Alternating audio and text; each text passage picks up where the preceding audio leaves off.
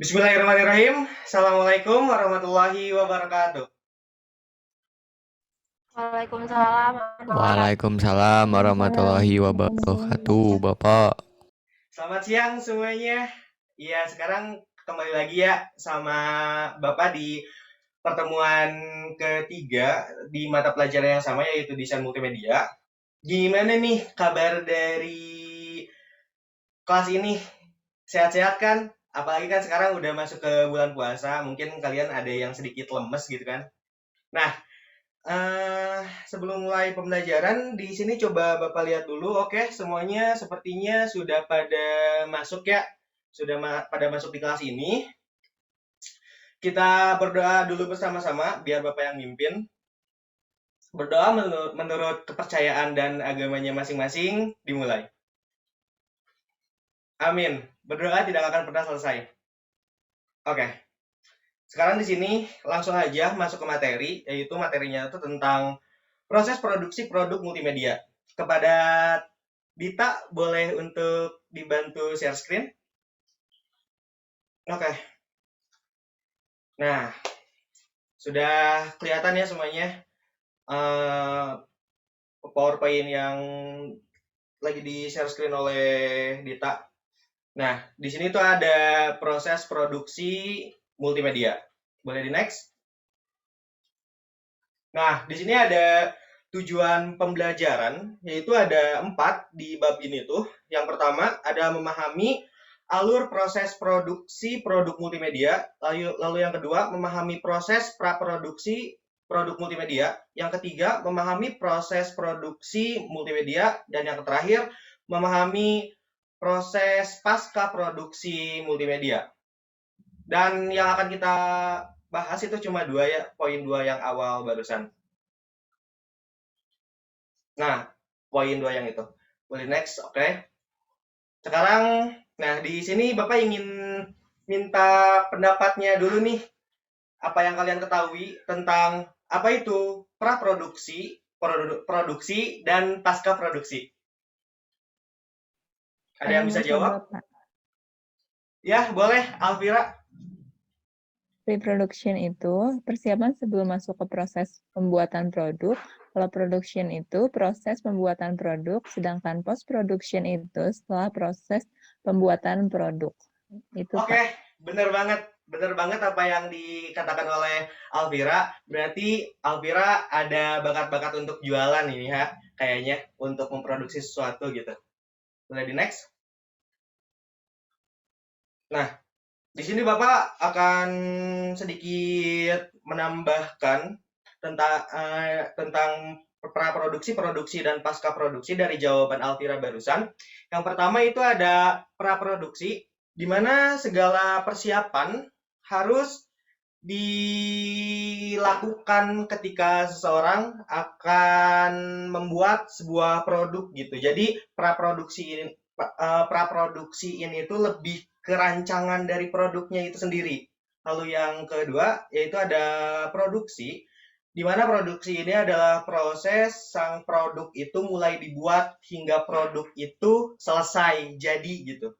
Lalu yang terakhir itu ada post produksi atau pasca produksi, di mana pada proses ini si produk yang udah kita buat itu akan difinalisasi ataupun melakukan checking-checking gitu agar si produk ini dapat disebarluaskan atau sudah dapat diserahkan kepada klien gitu.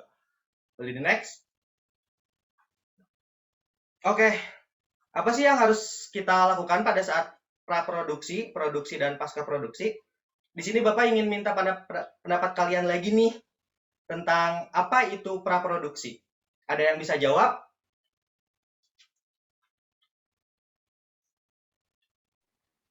Aku Pak, Oke, boleh Siva.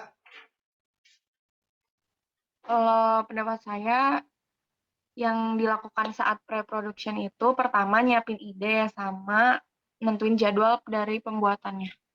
Oke, bener banget. 100 buat Siva ya. Nanti bakalan ada tambahan poin dari Bapak yang udah menjawab pertanyaan-pertanyaan dari Bapak. Boleh diklik. Boleh diklik. Nah, Di sini Bapak ingin nambahin lagi tentang praproduksi. Apa sih yang harus dilakukan? Yang pertama, itu kita tuh harus menuangkan ide-ide yang kita miliki dalam praproduksi ini. Lalu yang kedua, kita itu harus merancang produk, perencanaan, penyusunan, baik itu dari timeline sampai yang lain-lain di tahap praproduksi ini. Lalu yang ketiga, itu ada perencanaan proses produksi. Nah, lalu yang selanjutnya ada produksi. Nah, Bapak ingin minta pendapat lagi nih. Mungkin boleh dari Alvira. Mengeksekusi ide dan membuat produk, bukan Pak? Ah, ya, benar. Produksi itu eksekusi. Bagian eksekusinya. Boleh diklik. Oke. Nah, di tahap produksi ini, pembuatan konten ada beberapa tahap gitu, atau ada beberapa poin. Yaitu ada pembuatan konten multimedia, lalu pemrosesan konten, lalu pembuatan program atau software, lalu bisa juga mengintegrasikan konten multimedia yang asalnya sudah dirancang gitu. Lalu yang terakhir nih, kesempatan terakhir, ada yang tahu nggak apa yang harus kita lakukan pada saat pasca produksi atau post produksi? Saya, Pak. Oke, boleh Atifah. Di post production itu kita melakukan evaluasi produk yang udah kita buat. Nah, benar. Yang harus kita lakukan setelah produk itu jadi, maka produk itu harus diuji terlebih dahulu. Setelah diuji, baru disebarluaskan. Setelah disebarluaskan, kita melihat feedback dari konsumen itu seperti apa, dan kita evaluasi produk tersebut agar produk tersebut mencapai finalisasi gitu. Boleh di next. Nah, lalu kita akan mulai membahas tentang apa itu praproduksi. Boleh di next lagi. Oke. Praproduksi merupakan proses sebelum dilakukannya kegiatan produksi. Nah, si praproduksi ini merupakan tahap perencanaan atau tahap paling awal ketika seorang individu atau sebuah kelompok mendapatkan pesanan untuk membuat sebuah produk gitu.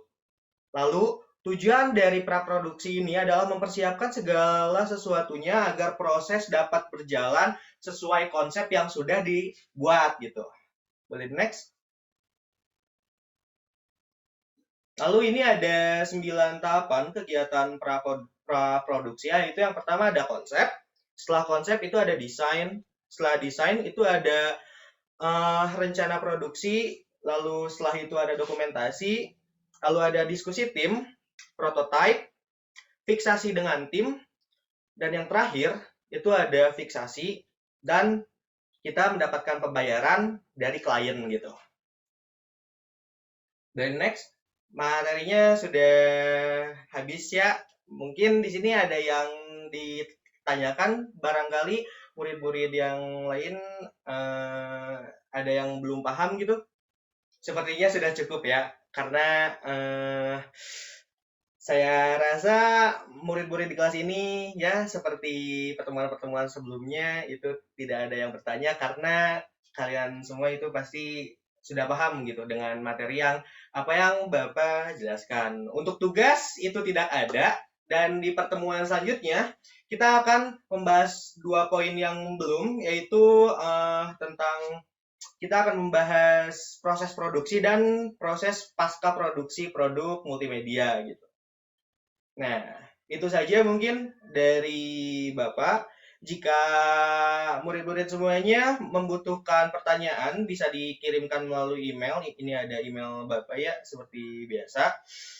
Dicukupkan sekian, selamat siang. Terima kasih sudah mengikuti kelas ini dengan baik. Wabillahi taufiq wal hidayah. Wassalamualaikum warahmatullahi wabarakatuh.